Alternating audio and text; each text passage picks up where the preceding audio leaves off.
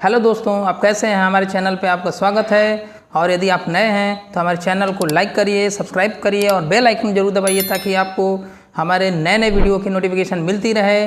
और आज हम एक मुद्दा लेके आए हैं कि कैसे हम इनोवेशन इंस्पायर अवार्ड के लिए कौन सा टॉपिक पे इनोवेशन बनाएं, किस फील्ड से हमारा, किस विषय से होना चाहिए हमारा इनोवेशन, ताकि हमारा प्रोजेक्ट बहुत ईजिली सेलेक्ट हो जाए। तो इसके लिए जैसे हम प्रोजेक्ट बनाने के बहुत सारे टॉपिक्स हैं, जैसे मोबाइल एंड कम्युनिकेशन है, ट्रांसपोर्ट है, एग्रीकल्चर है, रोबोटिक्स है, पावर प्लांट है, सोलर एनर्जी। इन सारे विषयों में से हमें ऐसे विषय को चुनना है जो हमारे सरकार की महत्वाकांक्षा योजनाओं से संबंधित हो।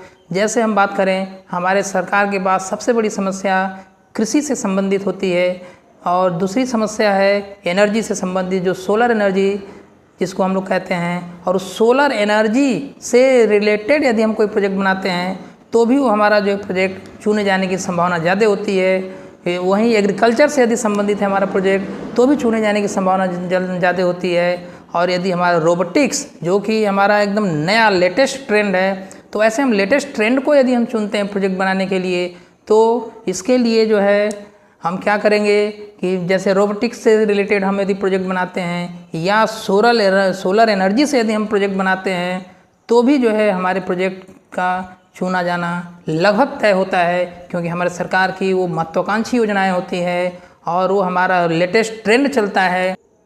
जैसे हम बात करें रोबोटिक्स से संबंधित हमारा प्रोजेक्ट, जैसे हमारे पास एक रोबोटिक्स है, ये सारे रोबोटिक्स हैं और हमारे पास ये भी रोबोट्स हैं। तो इस तरीके के जितने भी रोबोटिक्स प्रोजेक्ट हैं, क्योंकि ये एकदम लेटेस्ट टेक्नोलॉजी है, तो हम लेटेस्ट टेक्नोलॉजी पे क्यों नहीं काम करें, इस पे क्यों नहीं इनोवेशन करें, क्योंकि हमारा समाज इन्हीं सारे समस्याओं से जूझ रहा है, सोलर एनर्जी से जूझ रहा है। जैसे आजकल जो है सोलर प्लांट लग रहे हैं सबके घरों के छतों पे, तो उसमें कौन कौन से इनोवेशन हम कर सकते हैं, हमको उस पर ध्यान रखना है।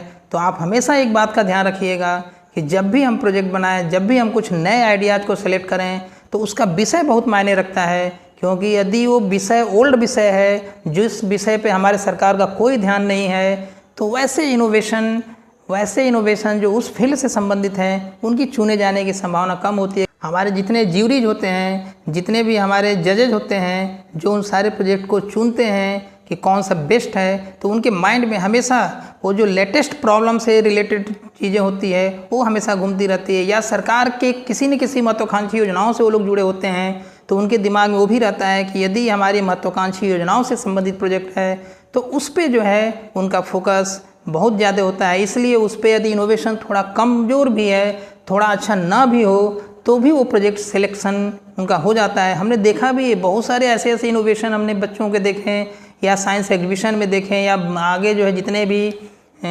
इनोवेशन के हमारे फेयर होते हैं, जितने भी इनोवेशन के जो प्रदर्शनी लगती है उसमें भी हम गए हैं और उसमें हम देखे हैं कि बहुत अच्छे इनोवेशन होते हुए भी उनका सिलेक्शन नहीं हो पाता है। सिर्फ उसका कारण यही है कि वो हमारे सरकार के महत्वाकांक्षी योजनाओं से नहीं संबंधित थे।